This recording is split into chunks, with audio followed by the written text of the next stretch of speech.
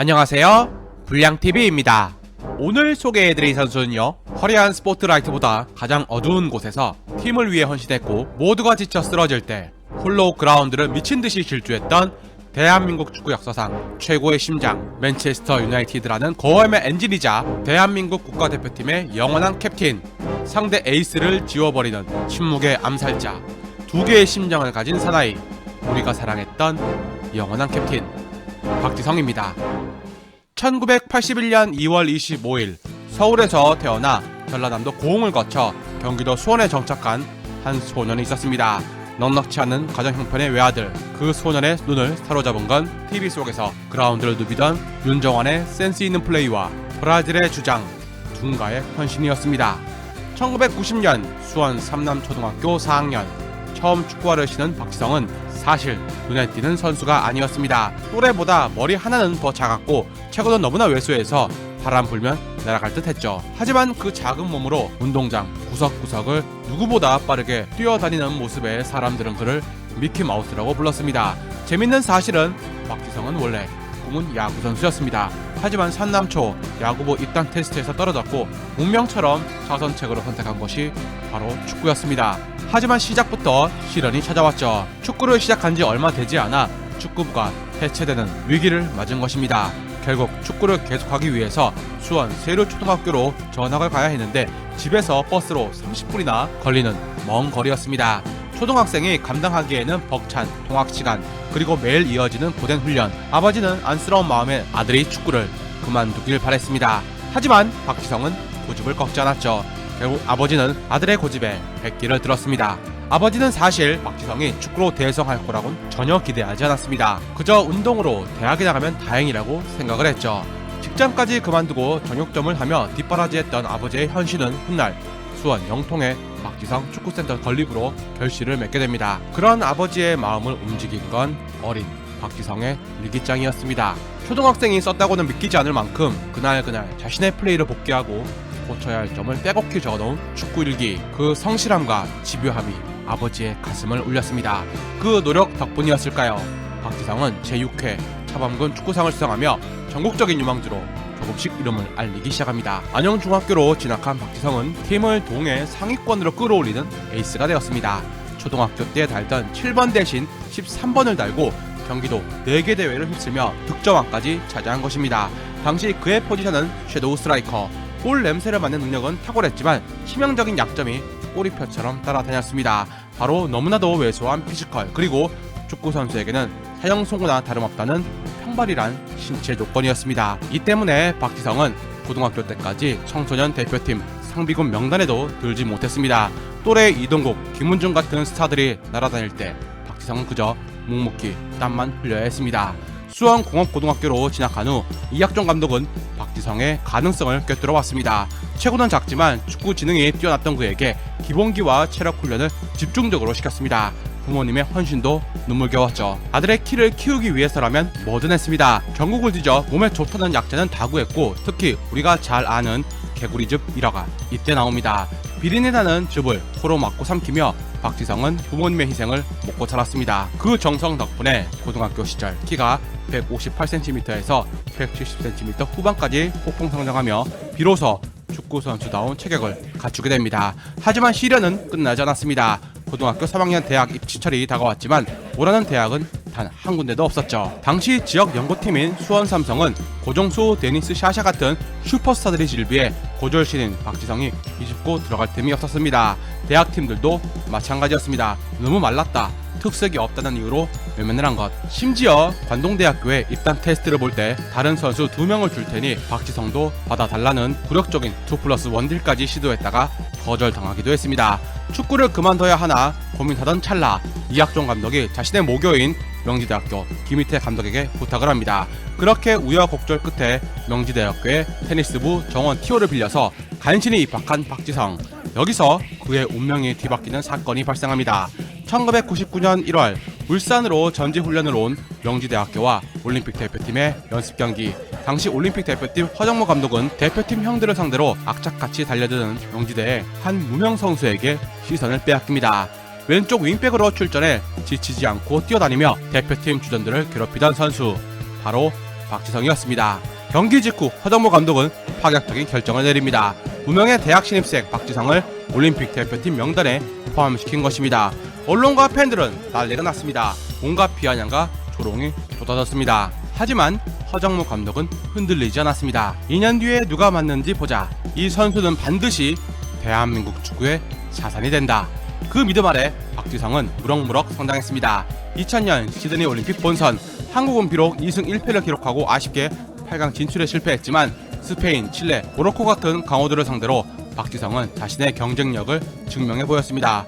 아무도 기대하지 않았던 미운 오리 새끼가 화려한 백조로 날아오를 준비를 마친 것입니다.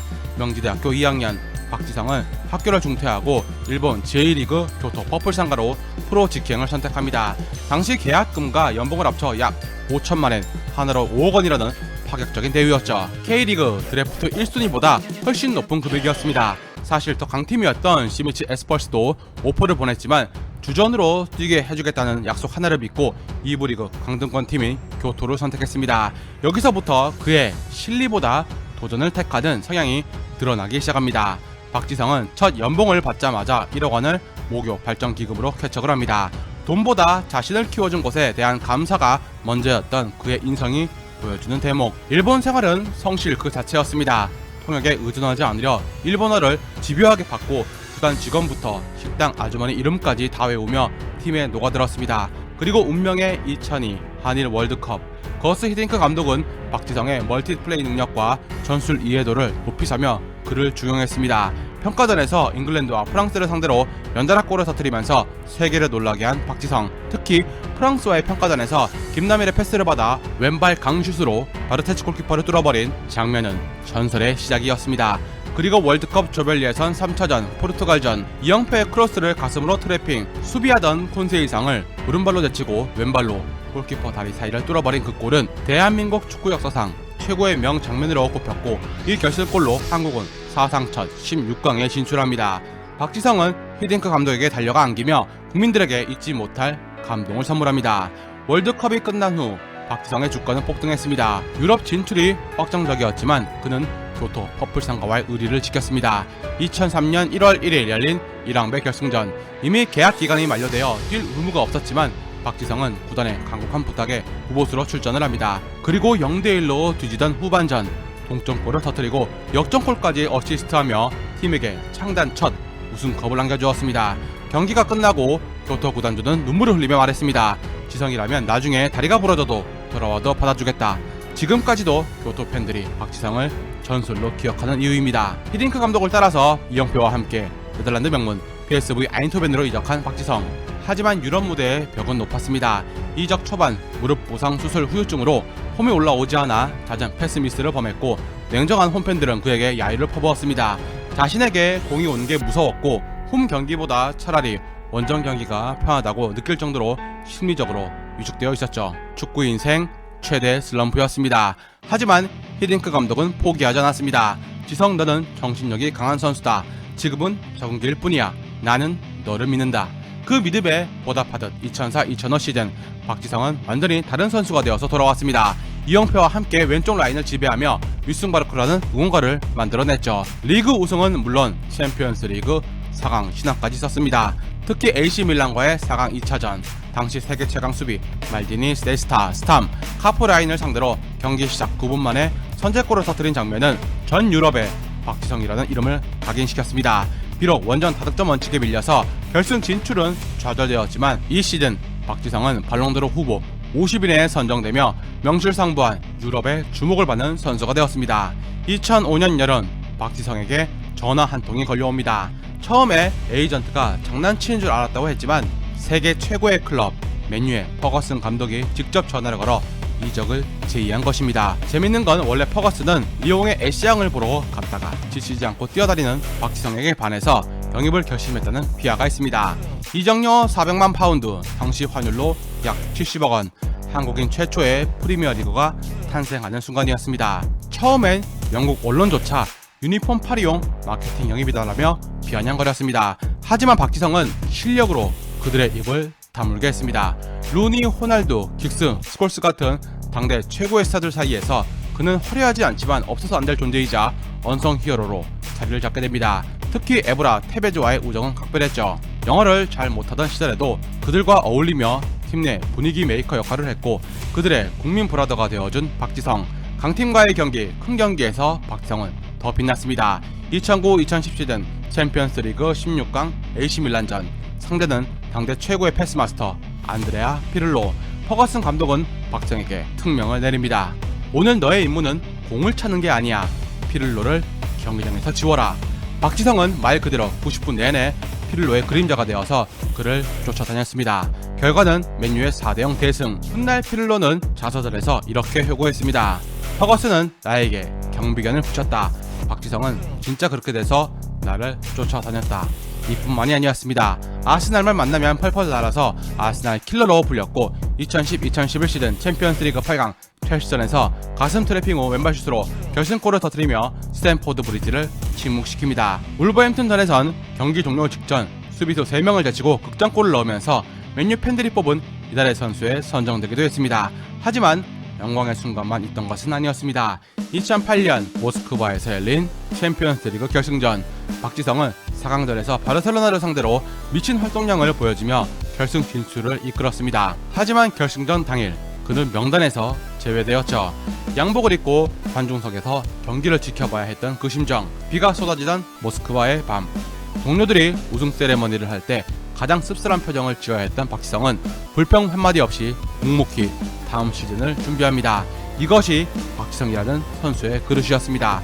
그 후 2009년과 2011년 결승전에서 당당히 선발로 나서며 아쉬움을 털어냈지만 바르셀로나에게 패해 우승컵을 들지 못했습니다.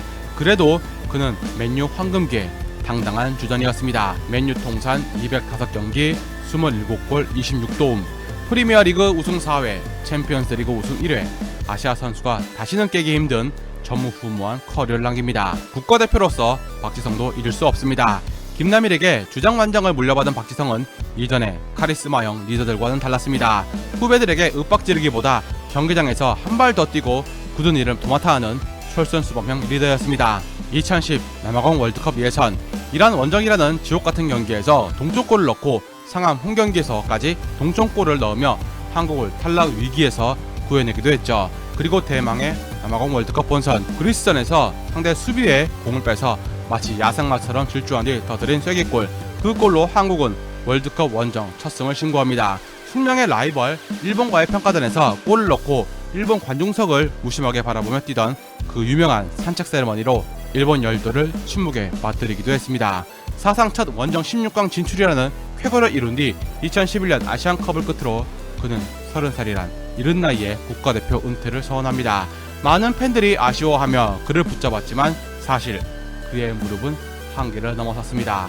선수 생활 내내 이어진 흑사와 수술로 무릎 연골판이 거의 다 닳아 없어진 상태였습니다. 경기가 끝나면 무릎에 물이 차서 퉁퉁 부어올랐고 그 물을 주사기로 빼내는 고통을 참으며 다음 경기를 준비했습니다. 내 무릎 수명은 이미 끝났다고 직감할 정도였습니다. 소속팀에 집중하며 선수 생명을 연장하기 위해서 국대 은퇴라는 힘든 결정을 내렸던 것입니다. 2012년 여름 정든 맨유를 떠나 QPR로 이적합니다.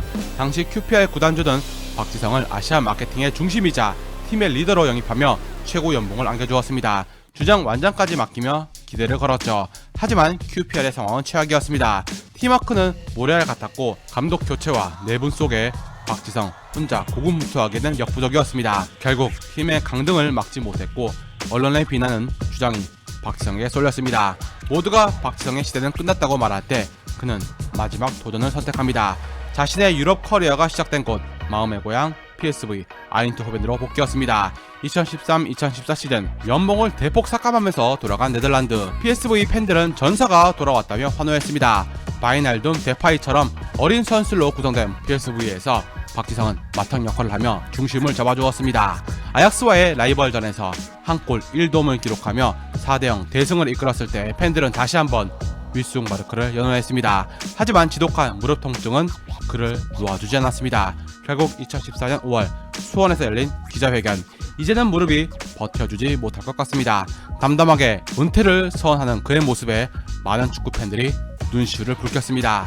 박지성은 화려한 개인기로 관중을 매료시키는 선수도 압도적인 피지컬로 상대를 찍어 누르는 선수도 아니었습니다. 하지만 누구보다 많이 뛰었고 누구보다 팀을 위해 헌신했으며 가장 중요한 순간에 가장 필요한 위치에 항상 위치한 선수였습니다. 동료들이 믿고 의지할 수 있었던 최고의 파트너, 퍼거슨 감독이 가장 아꼈던 전술적 키맨, 그리고 대한민국 국민들에게 할 수 있다는 희망을 심어준 영원한 캡틴. 비록 그의 무릎 연골은 다 닳아 없어졌지만 그가 그라운드 위에 남긴 발자취는 영원히 지워지지 않을 것입니다. 즐겁게 보셨다면 구독과 좋아요 클릭을 부탁드립니다.